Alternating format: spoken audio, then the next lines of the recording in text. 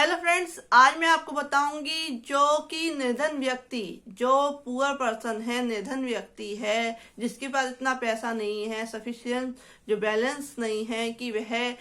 Court में case दाखिल कर सकता है। क्या इंडिजेंट पर्सन जो है कोर्ट में केस दाखिल कर सकता है कि नहीं कर सकता, इसके बारे में आज चर्चा करेंगे। जो सीपीसी सिविल प्रोसीजर कोड का ऑर्डर 33 है, उसका रूल 1 कहता है कि कौन व्यक्ति जो है निर्धन व्यक्ति है, क्या वह कोर्ट में एक सूट फाइल कर सकता है। तो इसका ऑर्डर 33 का रूल 1 कहता है कि कुछ जो है उपबंध है, फ्लोइंग प्रोविजंस को अगर ध्यान में रखा जाए तो हर व्यक्ति जो अगर निर्धन व्यक्ति है वह कोर्ट में केस दाखिल कर सकता है। इसमें 3 एक्सप्लेनेशन दिए हुए हैं। जो फर्स्ट एक्सप्लेनेशन है उसमें बताया गया है कि कोई व्यक्ति जो कोर्ट में फीस यानी कि जो कोर्ट फीस होती है उसको जमा करने में असमर्थ है, यानी कि उसके पास इतना पैसा नहीं है कि वो कोर्ट की फीस भी जमा कर सके, और वह व्यक्ति जो है कोर्ट में केस दाखिल कर सकता है। वो क्या है, जो है निर्धन व्यक्ति के रूप में माना जाएगा।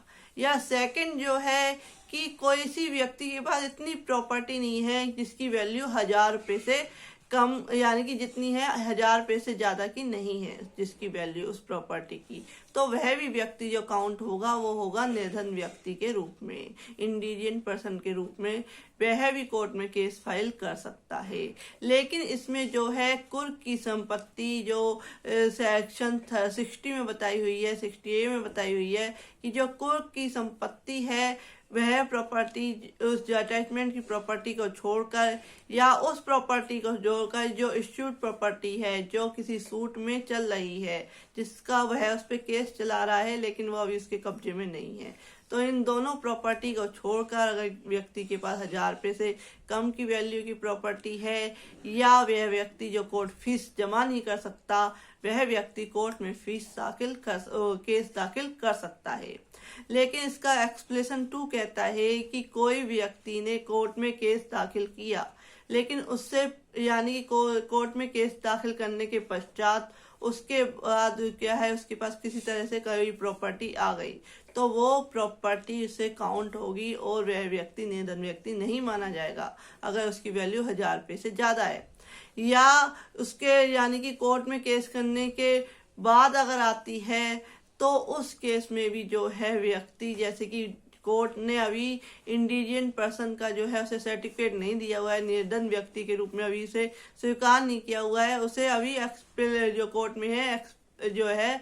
कोर्ट में उसका चल रहा है, केस चल रहा है कि वह निर्धन व्यक्ति है या नहीं, इसकी जांच कर रही है कोर्ट। तो उस केस में जो है अगर वह इस दौरान कोई प्रॉपर्टी जो है अगर अर्जित करता है, किसी तरह की प्रॉपर्टी एक्वायर करता है, तो वह प्रॉपर्टी जो है उसमें काउंट होगी, उस वह की वह निर्धन व्यक्ति अब नहीं रहा। तो ये एक्सप्लेनेशन 3 कहता है कि कोई व्यक्ति जो रिप्रेजेंटेड सूट फाइल करता है, किसी यानी कि बहुत सारे पर्सन है उसमें से कोई एक व्यक्ति जो है 25% या 30% के एवज में वह कोर्ट में केस दाखिल करता है, वो रिप्रेजेंटेटिव सूट अगर दाखिल करता है तो वह व्यक्ति की जो हैसियत है कि वह उसकी कैपेसिटी क्या है ये देखा जाएगा कोर्ट के द्वारा कि क्या वह भी जो व्यक्ति है वो निर्धन व्यक्ति है, क्या उसकी हैसियत